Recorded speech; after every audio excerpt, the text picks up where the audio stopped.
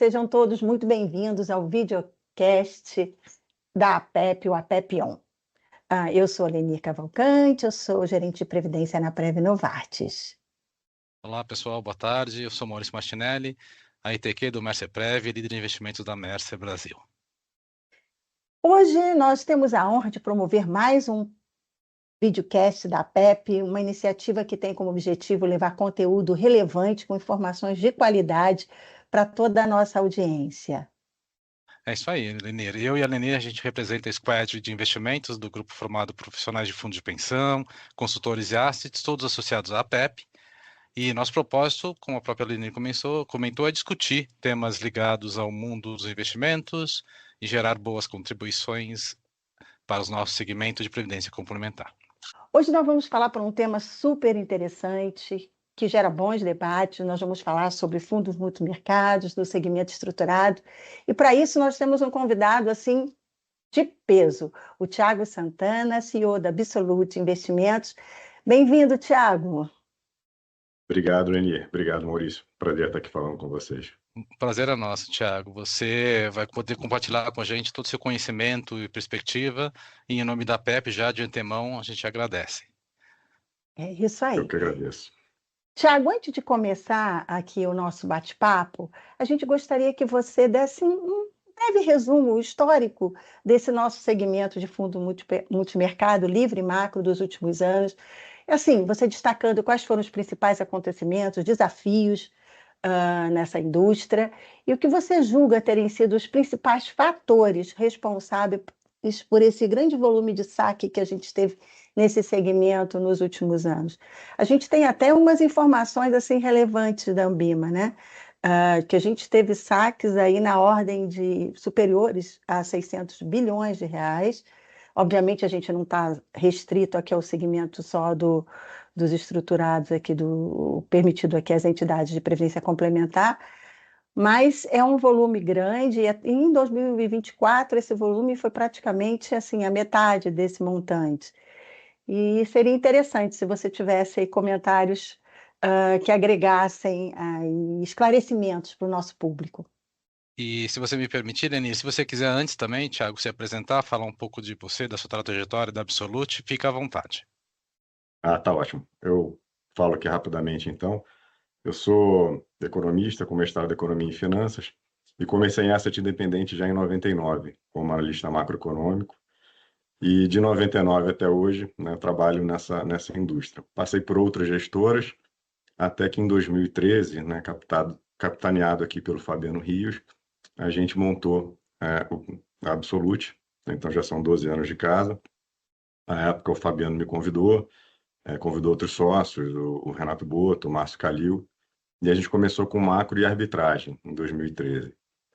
Então a gente gradativamente foi crescendo, né? A gente aqui na casa não tinha nenhum neófito no business de gestão de recursos de terceiros, a gente sabia como montar uma estrutura com os incentivos corretos, com os alinhamentos corretos, e com isso a gente acabou assim, tendo uma equipe muito competente para gerir os fundos e uma empresa que parou de pé ao longo do tempo. Então a gente começou com macro e arbitragem, captou algo como 300 milhões ali nos nossos primeiros meses, e a gente veio crescendo de forma gradativa. Em 2018 a gente trouxe uma equipe de ações para ter risco no fundo macro e depois sua própria grade de produtos, então a gente ampliou para ter long bias e fundos long only. Em 2022 a gente trouxe uma equipe de crédito high grade para abrir essa frente nova, né, que a gente não tinha, que conversa muito com ações, conversa muito com macro. Então a gente também conseguiu botar de pé uma área muito boa de crédito. E hoje a Absolute gera algo próximo de 63 bilhões. Então hoje a gente é talvez a maior asset independente do Brasil, tendo cerca de 26 bilhões e meio em macro, né, que é o tema aqui da nossa conversa, 32 bilhões em crédito, que é um momento que está captando bastante, a gente está conseguindo capturar esse movimento.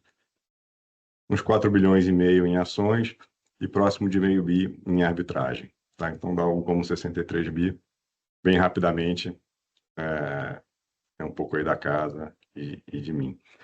E falando um pouco da Lenir, a pergunta da Lenir, né? Assim, acho que teve duas partes, né, Lenir? O que aconteceu nos últimos anos na indústria né? E por que desses resgates, né? Acho que as coisas se conversam, mas não é 100% explicado uma pela outra. E eu acho interessante a gente pensar assim, né?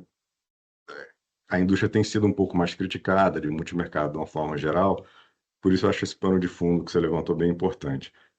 Então, vou pegar rapidamente os últimos 5 anos, né? Em 2020 veio a pandemia, muitos fundos perderam ali no evento, né? Fevereiro, março, mas logo depois conseguiram se recuperar. Foi um ano até bom para a indústria. Então, a velocidade de reação dos gestores se mostrou muito importante e positiva em 2020. Né? Boa parte conseguiu superar o CDI. 2021, a gente abriu um mundo um pouco diferente, né? Por conta do Covid. Do ponto de vista financeiro falando, né? Do ponto de vista de tomada de decisão, se a gente parar para pensar, eu acho que aí começou um pouco a ter bastante divergência de retorno na nossa indústria, porque eu acho que houve uma mudança de modelo mental. O mapa mental das pessoas era para um mundo pré-pandêmico, e a pandemia trouxe um instrumento do fiscal com uma força muito grande. E isso foi um grande suavizador de ciclos. Então, se você parar para ver, o mercado errou várias vezes pontos de inflexão de ciclo indo de recessão, ou de crescimento para recessão, ou de recessão para crescimento, talvez porque a forma de pensar não tinha esse grande vetor do fiscal sendo usado, como passou a ser usado com muita relevância a partir de 2020. Então, 2021 a gente viveu um mundo de juros baixo, com muito fiscal, então muito positivo para ativos de risco. Em linhas gerais, foi um ano ok para a indústria. 2022 foi um ano e também muito positivo para a indústria, talvez o mais positivo dos últimos 5 anos, que foi quando a indústria de multimercado local conseguiu perceber esse grande movimento e capturar o grande movimento de abertura de taxa de juros nos Estados Unidos, que os hedge funds de lá, boa parte, não pegaram, foi um ano muito ruim para a indústria de hedge funds lá fora, e os gestores aqui, talvez mais acostumados a lidar com os efeitos deletérios da inflação, já viram, esse vai preocupar, esse mundo de juros zero vai ter que acabar em algum momento, e o mercado aqui, a gente particularmente, também conseguiu capturar muito bem tomado em juros lá fora. Né? E foi um ano de bear market, né? de destruição de valor. Então, o multimercado trazer retorno nesse momento é bem importante. E aí, 23 foi um ano que 22 já quebrou o que o mercado chamava do risk parity, né? Que é a correlação clássica entre os ativos, de você comprar a bolsa e aplicar juros. A ideia é que essas carteiras, ao longo do tempo, funcionem muito bem por se contrabalancearem, né? Num movimento de desaceleração econômica. Você ganha aplicado em taxa e provavelmente você perde um pouquinho em bolsa porque não é tão positivo. E ao contrário, né? Atividade forte você deveria ganhar comprado em bolsa e talvez entregar alguma coisa ali, porque talvez o Fed precise subir juros nesse ambiente. Então, essa quebra de correlação foi muito importante da gente colocar aqui na conversa, porque não só mudou, né? Acho que também ajudou a quebrar um pouco do modelo mental antigo, como também trouxe um posicionamento técnico muito machucado para o mercado em 2023, né? Que grande parte da poupança institucional nos Estados Unidos e das pessoas físicas está naquele fundo 60-40, 70-30, que são esses fundos de alocação que performaram muito mal, assim, era coisa de cair 30%, 40% no ano. Então, teve uma destruição de valor muito grande de ativos, né, ao longo de 22. E aí, 23, o mercado começou machucado dessa forma, com quebras de correlação, então menos risco na mesa, oscilando entre uma expectativa que o Fed talvez precisasse subir muito juros, contra a recessão dos Estados Unidos está chegando a qualquer momento. Essa dificuldade de leitura não foi só do mercado, o Fed também teve uma dificuldade de leitura de como navegar esse ambiente, acabou tendo uma política e uma comunicação muito mais errática, né, que tornou difícil o mercado tentar antecipar os movimentos. De novo, onde é que está o juros neutro, né, nesse ambiente em que você tem muito fiscal, depois de muitos anos sem juros, você passa a ter juros, que juros neutro seria suficiente para conter uma inflação daquele tamanho, né? Então, o mercado ficou com bastante incerteza na mesa. A gente até conseguiu navegar muito bem em 2023, comprando uma posição muito contra consenso do mercado, que foi comprar S&P, comprar a Bolsa Americana, porque justamente a gente viu um posicionamento técnico muito favorável para a posição comprada, porque ninguém tinha, estava todo mundo muito leve em risco por conta de 22. E ali quando quebrou, né, vamos lembrar que em 2023 quebrou o banco, né, nos Estados Unidos, né, o SVB Uhum. quebrou, tinha aquela expectativa de contágio, né, de um grande credit crunch, uma restrição grande de crédito, mais bancos quebrando. E na nossa visão, isso só deixou o Fed mais propenso a não subir muito os juros. E aí ali a gente aumentou mais posição, porque a gente fala, ninguém tem posição de risco em bolsas. Um grande risco para o nosso cenário seria o Fed subir muito os juros. Provavelmente, após uma quebra de um banco, ele não vai subir juros, ele vai ser muito mais acomodatício. E aí a gente conseguiu navegar. Mas foi um ano muito difícil, né? De leitura Não, muito difícil. não quero te interromper, mas só um comentário. Claro. Você, assim, essa leitura diferenciada da média do mercado, vou chamar assim, de vocês, você atribui esse multi-skill que você comentou no início da construção da, da Absolute, né, nessa busca, porque foi um diferencial, né? A maioria foi mal. E vocês Foi um diferencial conseguiram. importante. Foi. A gente conseguiu navegar bem, felizmente. Eu acho que foi fruto, sim, de ter várias áreas, né? Ser um asset multiproduto traz mais informação para a forma que a gente montou aqui as estratégias, mas também remete muito à forma que a gente pensa em construção de portfólio. A gente tem uma gestão bem disciplinada e a gente sempre busca ter uma análise muito profunda de fundamento, mas não ficar só no fundamento também, tentar cruzar esse fundamento com um técnico de mercado, né? Então, isso acaba, né, validando a nossa tese. Então, quando a gente vê um fundamento que não está no preço, né, que o técnico está muito leve, ali que está a boa simetria para um fundo macro. É assim, da forma que a gente enxerga. Isso não acontece toda hora, né? O santo graal da gestão de multimercado macro é achar essas grandes assimetrias, mas quando a gente acha o momento que a gente gosta de ter risco. Contrapartida a gente está com a leitura de fundamento, que já está muito no preço, a gente vai ter posição menor, vai ter estoques mais curtos, vai abaixar o uso de risco do fundo. Então foi assim que a gente conseguiu navegar 23.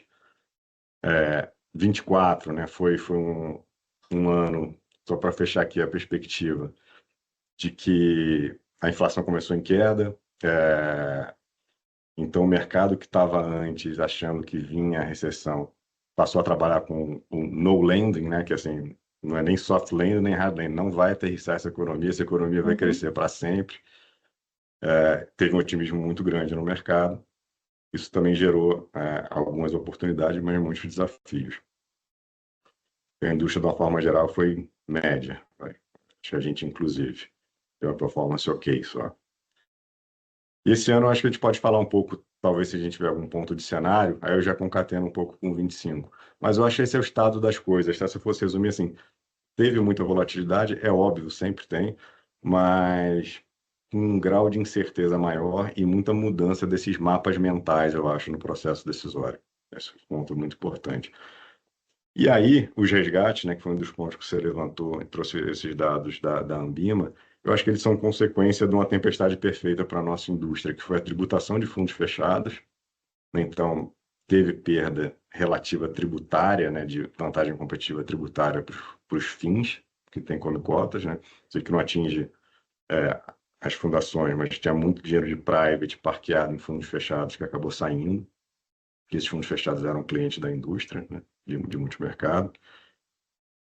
Teve os juros altos junto com os ativos incentivados, isso para a pessoa física, né? Para esse nível de Selic, o incentivo, a isenção fiscal, melhor falando, ela tem um efeito muito forte, né? Comentei aqui que a gente está com 32 bilhões em crédito, uma parte relevante é incentivado, né, nas debêntures de infra. O cotista tem CDI mais grossapado, né, CDI mais 2,6, 2,7, comprando crédito AAA, né? Então, assim, é uma competição muito difícil. De um lado, você já larga com CDI mais 2,7, do outro, você larga do CDI menos sua taxa de administração e tendo que fazer uma leitura de cenário nesse ambiente todo, nesse ambiente tão volátil. Então, isso tudo junto com essa má performance na média, acho que acabou gerando esses resgates mais fortes.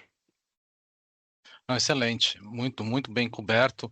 E eu acho que eu vou até aproveitar o que você comentou desse histórico e olhando para 2025 para frente, né? Como que está um pouco aqui 2025? Eu acho que parte do histórico que você demonstrou agora, acho que foram superados, né? Ou parte, se não totalmente superados, parte superada como a comunicação meio errática do Fed. Mas a gente ainda vive num ambiente um fiscal muito, muito expandido, Tá, né? Uhum. Amanhecemos semana passada com a evidência do fiscal da França, e aí é o que se chama, não é o cisne negro, é o cisne branco, todo mundo que sabe que existe, tem que saber só quem vai querer colocar a mão nisso, né? Principalmente nos Estados Unidos. Agora, a gente então continua nesse ambiente de fiscal, acho que por mais que o Bessent tivesse aquela política de 3-3-3, tentar levar o déficit para 3, é improvável, impossível que ele faça isso nas condições da economia norte-americana agora e com as políticas que estão na mesa, né? Então, desses desafios que ocorreram ao longo dos últimos anos, com a quebra da correlação, esse tipo de coisa, o que você acha dos pontos principais que foram superados, aqueles que não foram, ou pelo menos que resultaram nessa mudança de mindset que você comentou, que de fato as pessoas, tá bom, estamos numa outra situação, num outro mindset, aprendemos a operar com ele, né? Uhum. E como que isso constrói o 2025 e faz um cenário prospectivo para 26. Tá bom. Eu acho que eu vou te responder quebrando em duas partes, né? Que talvez seja um ponto implícito na sua pergunta. Pô, será que os multimercados vão conseguir performar daqui para frente, Isso, perfeito, né? perfeito. Passado essa tempestade toda? E assim, eu acredito que sim, né? 2025 já está sendo um ano de performance média um pouco melhor. Teve essa curva de aprendizado, né? Do entendimento desse casamento de políticas monetárias com política fiscal. O mercado conseguiu, talvez esteja começando a entender também que os modelos, as curvas de Phillips estão meio quebradas, né? Você tem fatores deflacionários muito fortes no mundo que estão sendo obviamente prevalentes em relação a livro-texto, né? Assim, a gente saiu da inflação de 9 para uma inflação de 3,5 e o juros foi para 5, né? Assim, com os juros falando lá fora. Então, tem alguma coisa deflacionária acontecendo no mundo aqui que não pode ser mais negada. Tem o tema do fiscal que eu comentei e acho que o mercado aprendeu já a se adaptar, está começando a aprender a se adaptar. É claro que a gente abre esse ano com o Trump, que aí gera mais volatilidade, gera mais incerteza, a própria forma dele atuar é um pouco mais ruidosa, mas dessa vez, né, ao contrário do governo anterior, ele foi muito vocal no que ele faria e ele está indo mais ou menos na linha do que ele anunciou durante a campanha. Então, tanto ele, né, quanto o Bessent, você comentou, eles têm tido muito aderência ao discurso, menos no fiscal, né? Eles parece que não vão entregar o fiscal que eles prometeram ao longo da campanha. Então, acho que sim, acho que o mercado já está voltando a se adaptar. Tudo bem, e aí como é que se ganha dinheiro nesse ambiente, né? Onde é que estão as oportunidades? Eu acho que é a segunda parte da sua pergunta. Mudança bem importante, né, do ponto de vista políticas, geopolíticas e macroeconômicas, quando você tem essa política tarifária, né, tão eloquente e tão ruidosa que está sendo feita lá. Mas a parte boa também é que dá para entender o que ele quer. Se vai conseguir ou não são outros 500, mas talvez ele esteja querendo replicar a época de ouro americano, Gilded Age, né, aquela época de grandes imposto muito baixo, tarifas altas e muita industrialização da economia. Os Estados Unidos cresceu muito, né, nesse período. E, enfim, mas outro mundo, há muitos anos atrás. Se isso vai funcionar de novo, né, vai ser a ver. Mas o que a gente acha que dá para esperar disso? Das atitudes que ele tem tomado. Acho que o dólar mais fraco é um tema bem relevante. O mundo ficou viciado em comprar dólar nos últimos 12 anos, basicamente só tinha um botão, né? A gente gosta de citar aqui os fundos de pensão da Coreia. No começo, eles faziam investimento fora 100% rediados. Hoje é zero o hedge, né? Então, além dele comprar os ativos nos Estados Unidos, ele está exposto ao dólar. E assim como a Coreia, né, diversos outros países fundos soberanos estão com colocação muito grande em dólar. Então, quando ele passa a tarifar, criar alguns conflitos comerciais, falar em anexação do Canadá, né? Então, tem políticas que podem levar aos agentes a se perguntarem se eles deveriam ter tanta exposição a dólar, se faz sentido diversificar um pouco, na margem, nem que seja diminuir o hedge dos fluxos marginais. E eu acho que isso é um movimento longo, que talvez secular, né, que vai dar oportunidade. Já aconteceu, né, um movimento de enfraquecimento do dólar, a gente conseguiu capturar alguma coisa disso nos nossos fundos aqui, principalmente contra o euro, mas acho que é um tema que permanece.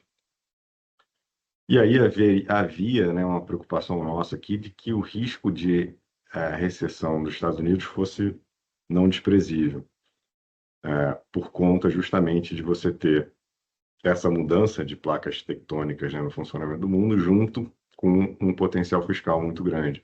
Mas ele tirou esse fiscal da mesa. E quando ele tirou esse fiscal da mesa, e a inflação continua relativamente comportada, você tem de novo um bom suporte para ativos de risco, né? Porque você tem essa perspectiva de queda dos juros lá pelo Fed, que a gente acha que já acontece, né? O mercado está com consenso, é que já tem nessa próxima reunião um início de queda, sem você ter essa contração do fiscal. Então, é um cenário de tá aí, talvez a gente vá para um soft landing, para uma redução gradual de crescimento da economia americana, com o mundo buscando ativos ao redor, fora dos Estados Unidos.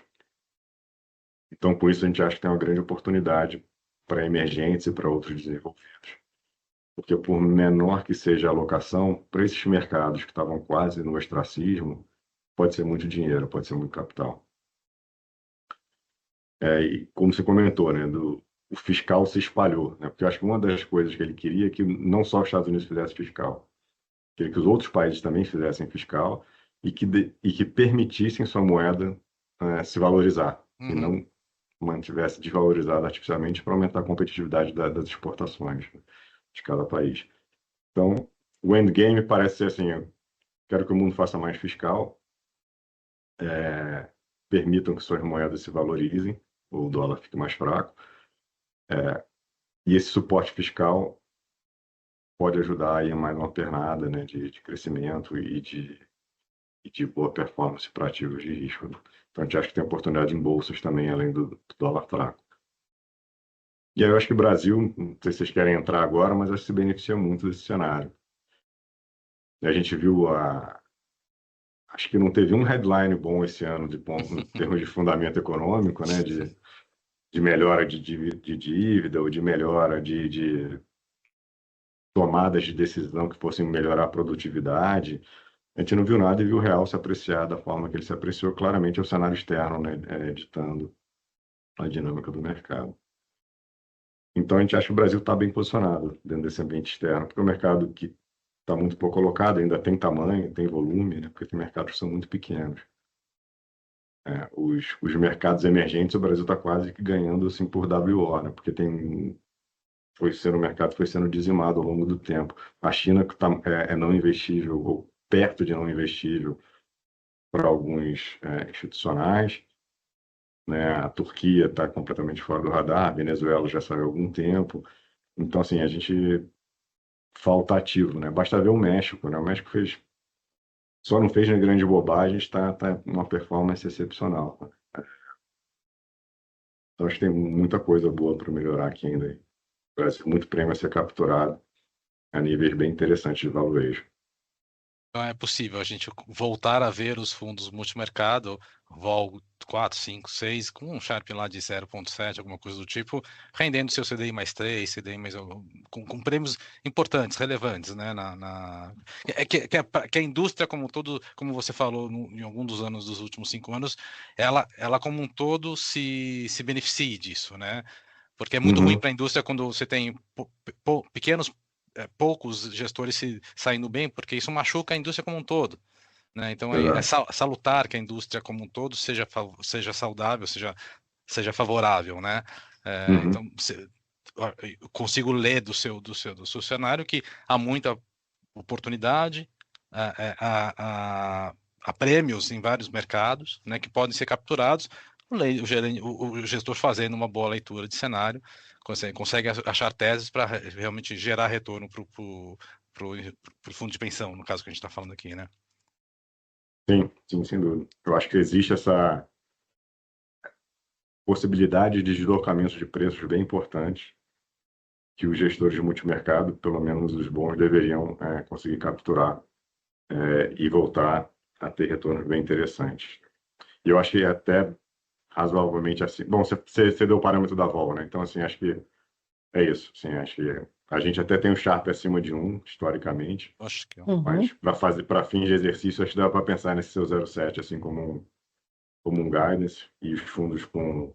E tem muitos fundos já com vol mais alta, né, no mercado, sendo oferecidos para os clientes. Então, dá para pensar em um CDI mais 5 nessa classe. E eu acho que um componente super importante, Maurício, que é a visão total return que esses fundos têm. legal. Porque um fundo de pensão, né, naturalmente, assim como as pessoas físicas, no final, elas são compradas em ativos, né? Elas são investidas em beta, não tem como, né? Você compra ações, você compra imóveis, você compra títulos de dívida, então você está exposto ao beta do mercado de forma orgânica. E o multimercado, acho que é a única classe que pode entrar vendido, né? Que pode estar na ponta contrária, que pode... Se o Brasil tiver muito ruim, a gente pode buscar retornos lá fora, que é inclusive o que a gente fez nos últimos anos. Se o mercado está para destruição de valor, você pode ficar tomado em taxa, vendido em dólar, vendido em bolsa. Também foi o que a gente fez em vários anos lá atrás, tipo 2013, 14, 15. Então você traz esse componente muito importante de diversificação do portfólio como um instrumento que não é beta. Por sua própria natureza, não deveria ser beta. É interessante, né? Porque quando você traz essa, vamos dizer assim, essa possibilidade dos multimercados capturar esses ganhos, né? E sabedores que somos que as entidades estão menos alocadas, né? Nesse segmento, talvez você acredita que seja interessante elas reavaliarem para as suas políticas do próximo ano voltarem, né? A essas estratégias, né, com mais representatividade nos seus portfólios. E você também fez um comentário aí daquela questão dos ganhos, né? Assim, a gente sabe que o mercado, principalmente aqui, a rentabilidade é muito importante para todos os tipos de plano, mas principalmente para as modelagens de contribuição definida, porque é isso que vai definir a poupança dos indivíduos quando de fato forem usufruir do benefício. E faz um comentário para a gente aí nessa dinâmica em relação ao porquê das entidades aí reavaliarem, rever essas estratégias nas suas políticas e vis-à-vis o FIT para um bom retorno no plano de contribuição definida. Perfeito. Do ponto de vista de portfólio, foi muito do que eu comentei, né? Você traz esse componente total return que eu acho que os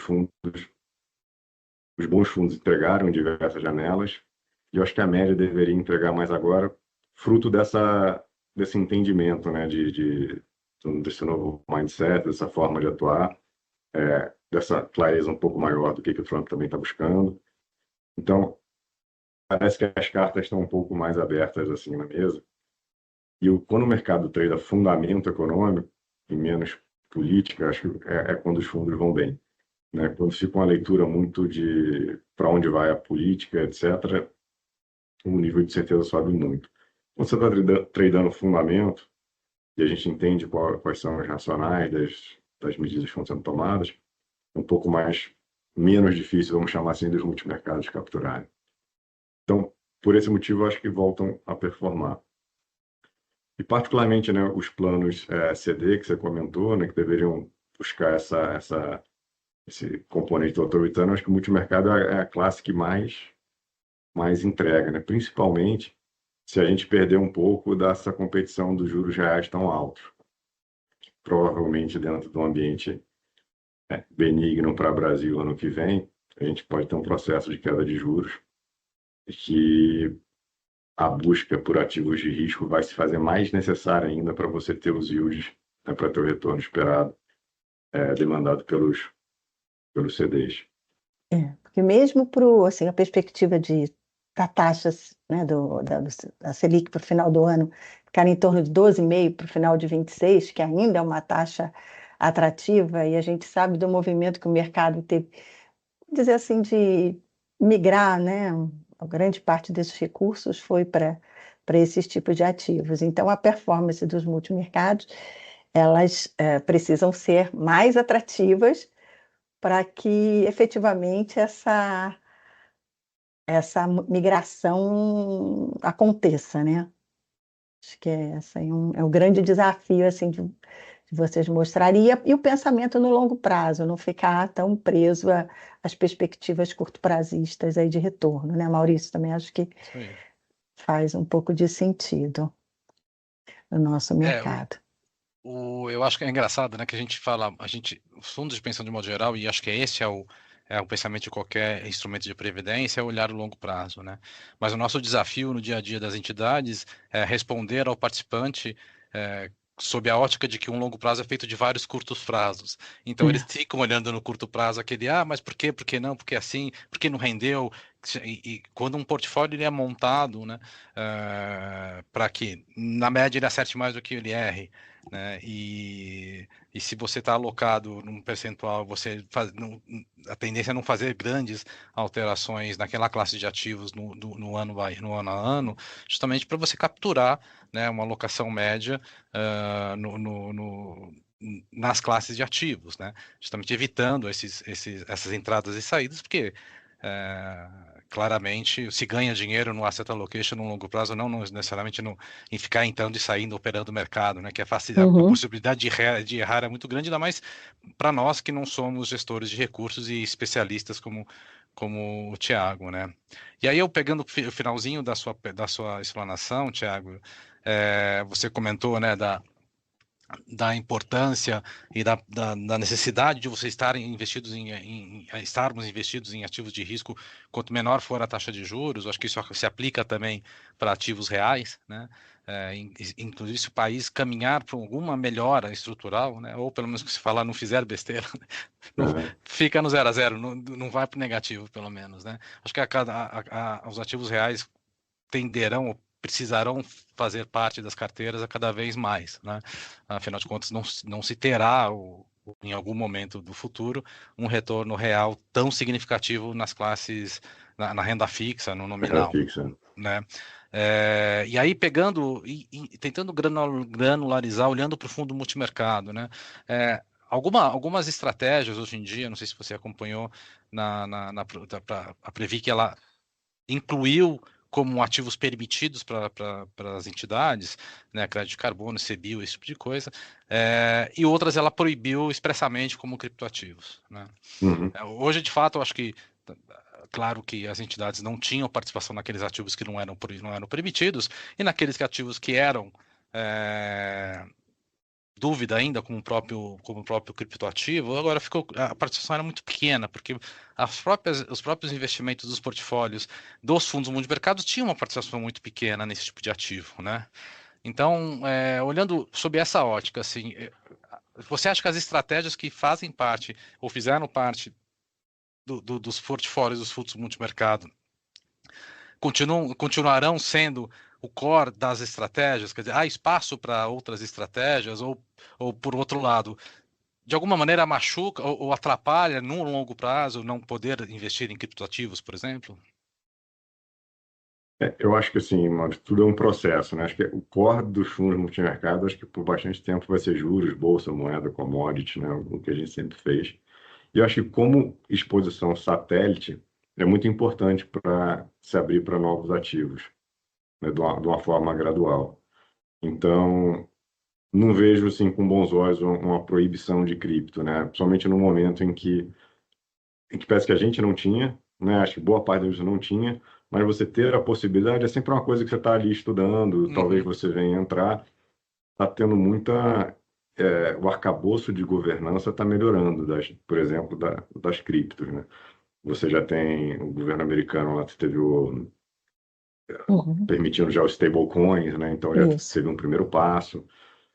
Você já tem ETFs de cripto sendo negociados com volume razoável, que facilitam muito a negociação e o acesso.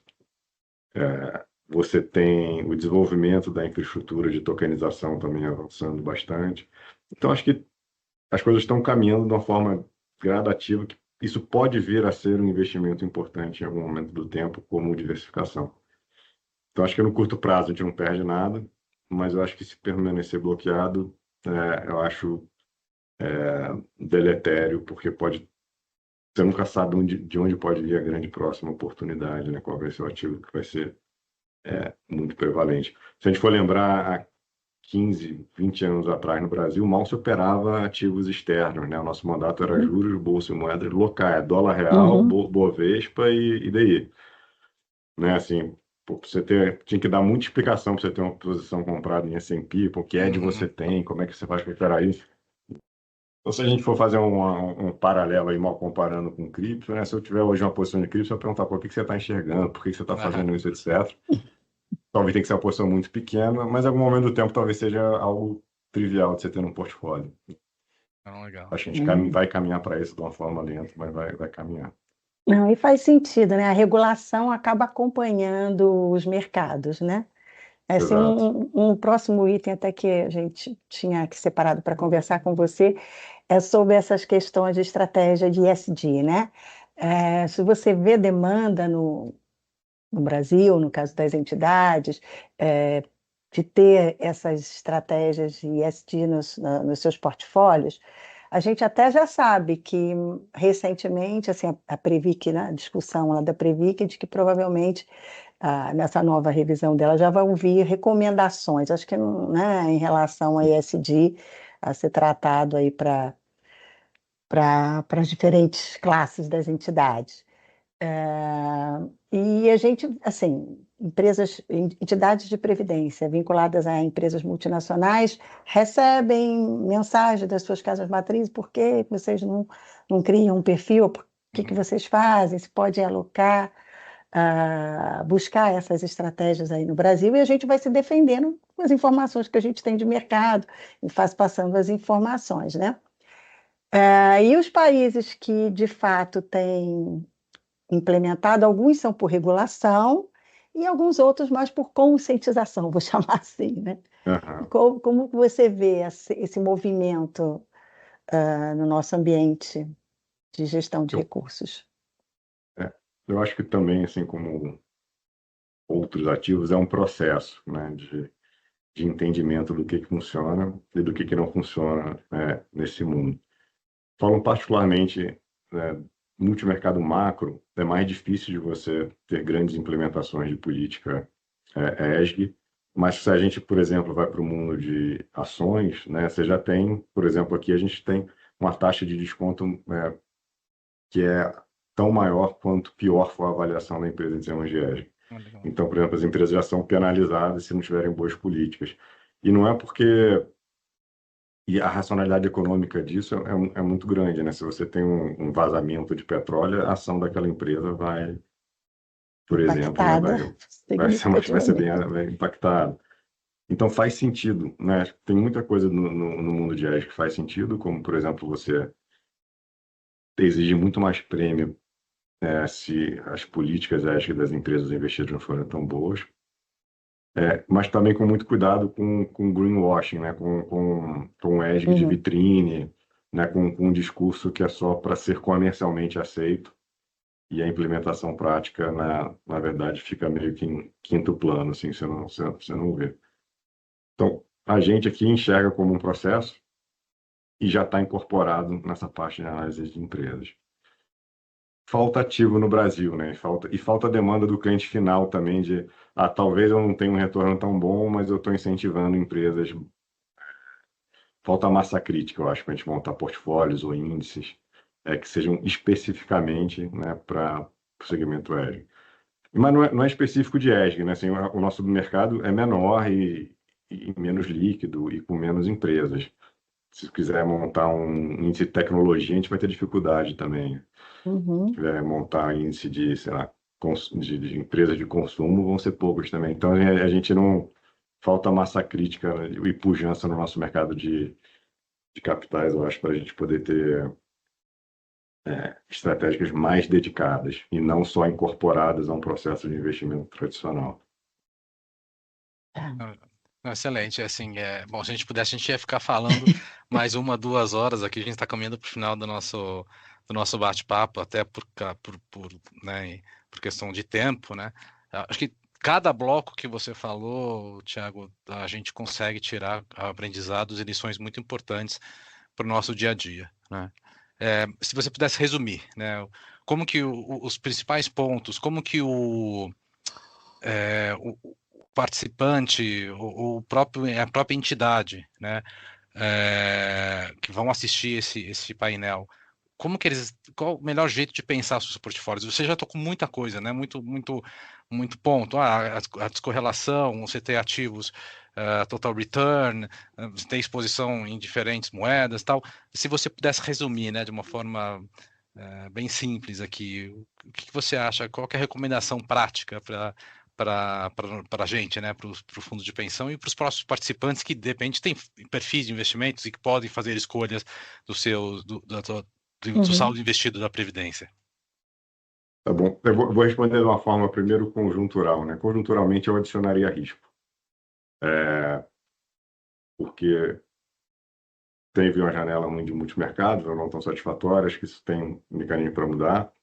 Está tendo esse potencial de deslocamento de preços importantes, que você pode capturar via um fundo long only em ações no Brasil, que você pode capturar via um multimercado que vai estar também comprado em euro, comprado em bolsa americana, comprado em bolsa da Europa, enfim, você vai ter uma diversificação. Então, eu espero uma queda de juros no mundo e aqui no Brasil.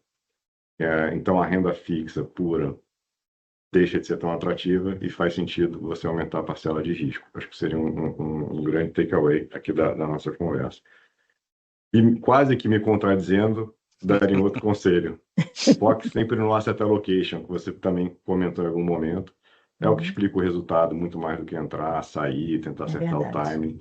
Então, eu pensaria no asset allocation com mais risco e carregaria ele ao longo do tempo, né? É o que a literatura quase que padrão ouro, né, de finanças consegue mostrar, é que a composição do portfólio é muito importante na geração de longo prazo, né, que é uma grande dificuldade intertemporal, né, que entre participantes, talvez, e gestores do fundo, mas isso é o que mais vai explicar o sucesso. Um bom portfólio, diversificado e resiliente, né? É isso aí. Pegando esse gancho que você falou da literatura, você teria uma recomendação de um livro, um podcast para nossa audiência, né? Cada vez mais. Se o Lute tiver, né, o seu morning call, o seu weekly call, alguma coisa do tipo, também fica à vontade. Um canal, alguma coisa que contribua. Maravilha. Deixa eu acho que concatenando aqui com a nossa conversa, né? Eu gosto muito de um livro um pouco mais antigo. Você citou também o Cisne. Eu gosto muito do Food by Randomness, do Iludidos pelo Acaso, do Taleb. Eu acho que falando para o segmento, né, tem que citar o Swensen com Desbravando a Gestão de Portfólios, que vai muito também nesse tema da boa construção do portfólio. Swensen, acho uma literatura também padrão ouro para um gestor de fundos e para um gestor de fundo de pensão. E podcast, talvez para tentar ajudar a amarrar esse tema do longo prazo, eu gosto muito do Morgan Housel, que traz muito mais esse aspecto da psicologia financeira, né? Então, ele tem grandes pontos do quanto a psicologia está preparada é importante para você ter sucesso no mundo dos investimentos, da parte psicológica do processo de investimento, e também do efeito do longo prazo, né, que traz, né, do efeito dos juros compostos, o poder que ele tem se você consegue se permitir viver o investimento ao longo do tempo. Verdade. esse efeito muito forte. Então, estaria esses três aí. Né? Eu esqueci de incluir um cardiologista para o pessoal ficar calmo nas quedas. Calmo, exato. Brincadeira à parte. Mas é uma dinâmica, o Maurício colocou muito bem, porque você gerenciar a ansiedade do participante, né? E a estratégia, né? Todo esse conceito de gestão de recursos de longo prazo, esse equilíbrio você fica com a balança ali o tempo inteiro, pendente para um lado ou para o outro, é um desafio. Né? Sem dúvida. Então ouçam o podcast do Morgan House. Vamos ouvir. Conseguir atravessar aí. Vou botar trechozinhos assim para os participantes, reflitam de manhã. Tá bom, mas Thiago, foi ótimo, super obrigada. Você foi muito leve, muito didático aqui na nossa conversa. A gente super agradece, sucesso para vocês, que continue com o sucesso que você já tem. Obrigado. É isso aí.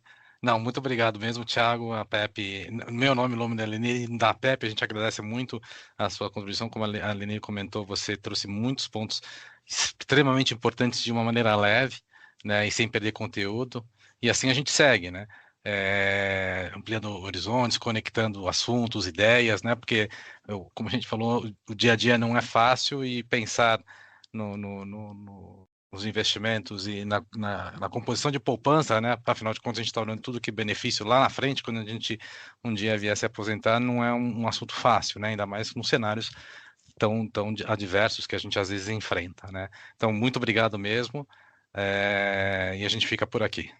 É isso aí. Ótimo. Eu que agradeço. Lenir, Maurício, obrigada. Foi um prazer falar com vocês. Obrigada. Tchau. Um abraço. Tchau. Tchau. Um abraço.